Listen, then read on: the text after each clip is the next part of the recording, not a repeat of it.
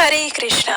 पौष मास के कृष्ण पक्ष में आती है एक विशेष एकादशी। उसका नाम है सफला एकादशी और इसी सफला एकादशी की आप सबको बहुत सारी शुभकामनाएं।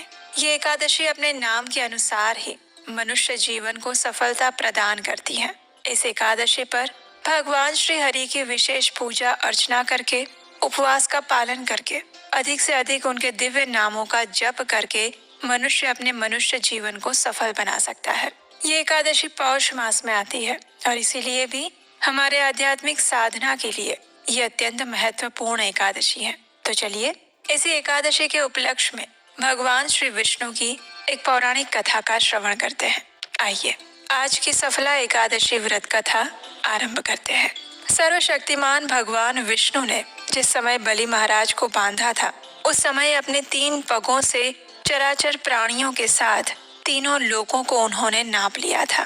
भगवान के उन 3 पगों में से पहला पग हाटकेश्वर क्षेत्र में पड़ा था, दूसरा पग उन्होंने महर लोक में रखा था और फिर भगवान चक्रपाणि ने तीसरा पग रखने का प्रयास किया।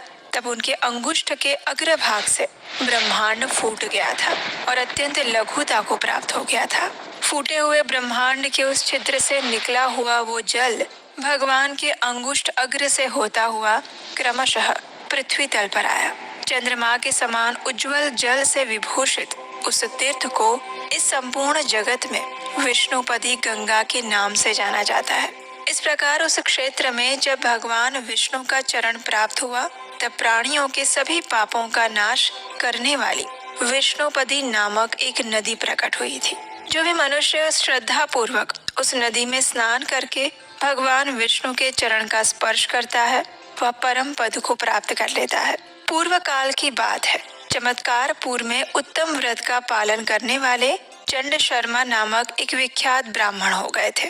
वे स्वरूप और उदारता आदि गुणों से संपन्न थे, लेकिन वे जब युवावस्था में पहुंचे तब किसी वेश्या में उनका मन आसक्त हो गया।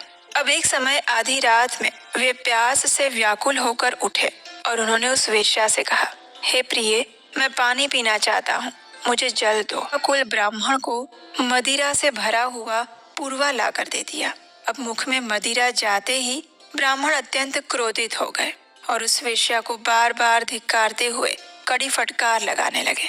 अरे पापिनी, तूने ये क्या कर दिया?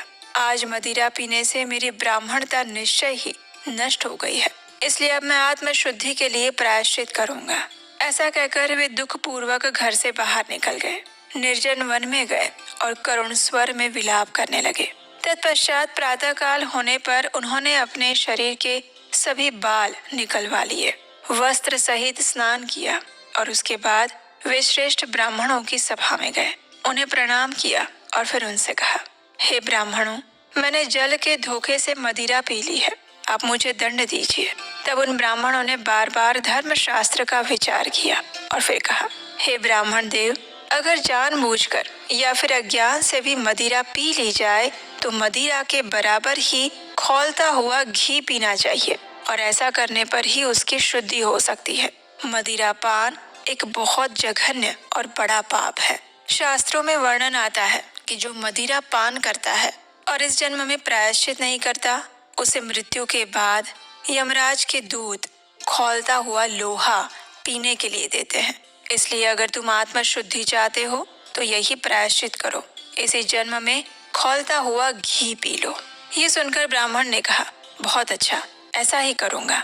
इस प्रकार प्रतिज्ञा करके ब्राह्मण ने तत्काल ही घी लेकर उसे पीने के लिए आग पर तपाने लग गए।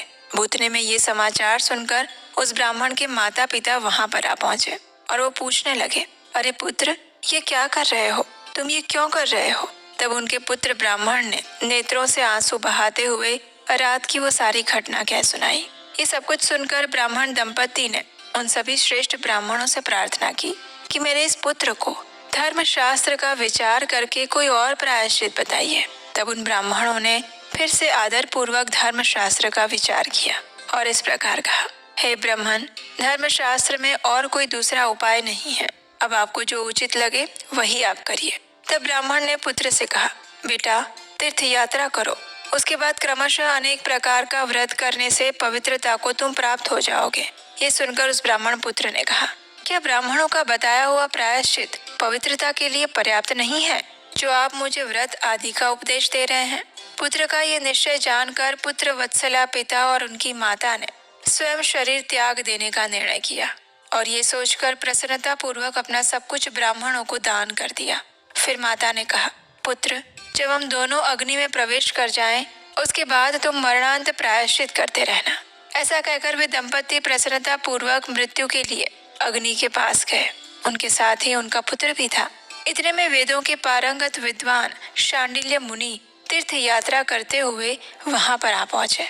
जब उन्होंने सारी बात सुनी तो उन्होंने वहां पर उपस्थित ब्राह्मणों को फटकारते हुए कहा, ओहो, तुम सब लोग अत्यंत मूढ़ हो, क्योंकि तुम्हारे कारण सुगम प्रायश्चित के होते हुए भी आज ये 3 ब्राह्मण व्यर्थ ही मृत्यु को प्राप्त हो रहे हैं। कृच्छ और चांद्रायण आदि प्रायश्चित वहां दिए जाते हैं जहाँ श्री गंगा जी उपलब्ध नहीं होती। यहाँ तो साक्षात विष्णुपदी गंगा विद्यमान है, उसी में ये स्नान कर ले तो भी पाप से शुद्ध हो जाएंगे। शांडिल्य मुनि का ये वचन सुनकर सभी ब्राह्मणों ने शांडिल्य मुनि को साधुवाद दिया और फिर उनसे कहा, हे मुने, आपका कथन सत्य है। इसके बाद वे सभी लोग ब्राह्मण को समझा बुझाकर विष्णुपति गंगा के तट पर ले गए। वहाँ ब्राह्मण ने जैसे ही मुख में गंगा जल डालकर कुल्ला किया, वैसे ही वो शुद्ध हो गया।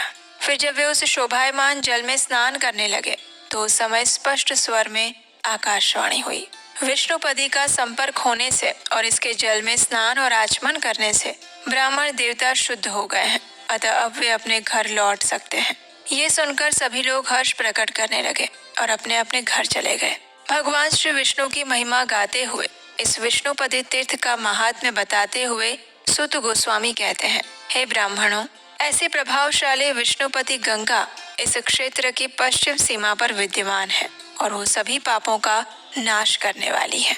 इस पवित्र नदी के तट पर जो स्नान करता है, पितरों का श्राद्ध कर्म करता है, एकादशी व्रत का पालन करता है और आचमन करता है और उसके साथ ही भगवान श्री विष्णु की पूजा अर्चना करता है, उसके पूर्व जन्म के और वर्तमान जन्म के समस्त पापों का नाश हो जाता है।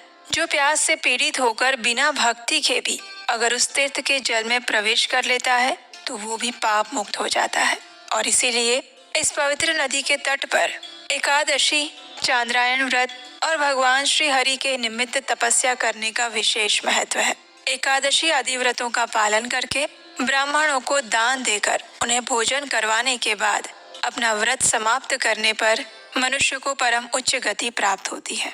तो ये थी आज की सफला एकादशी के उपलक्ष्य में भगवान श्री विष्णु की महिमा गाती हुई ये सुंदर पौराणिक कथा।